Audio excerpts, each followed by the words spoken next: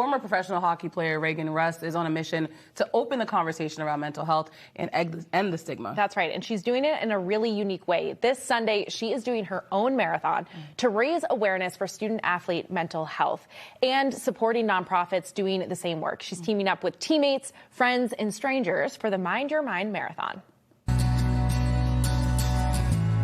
I love mental health, and now I love running, so how can I bridge the two? And then I came up with this idea to have 24 other people run with me throughout the marathon, and then the last mile would be reserved for my team and everybody else that wants to do a community mile for mental health.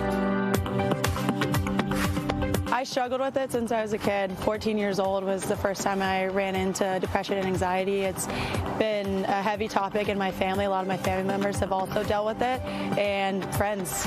I also lost a friend to suicide, and so it's been very important to me since then to have those conversations with people. I've noticed how much more resilient I've been. I learned to be grateful for the things that I have and the things that I don't have. And I think, like, even when I was running in the rain, adding more things to a list of things I never thought I would do. Running in the rain. I was like, up above those clouds somewhere there's sunshine.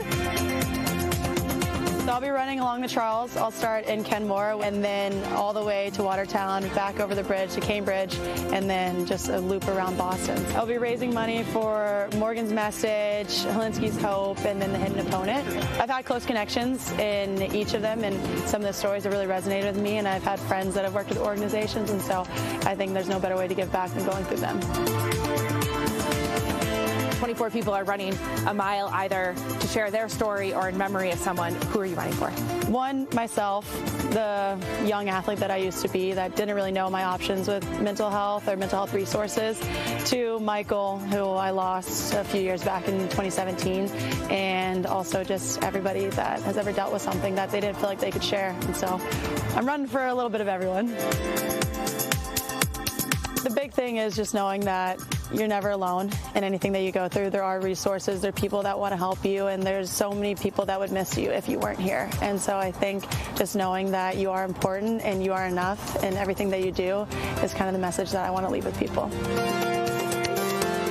Cheering Reagan on this weekend, this Sunday. We also do want to mention that if you or someone you know is struggling with mental health, there's always the hotline 988. But so Reagan actually is pivoting. She's not running the full thing this weekend. She's going to be blading it because of an injury. Okay. But we talked about how that's part of the journey, right? You can't control everything, controlling the controllables, and just adapting. So we're cheering her on. Good luck, Reagan.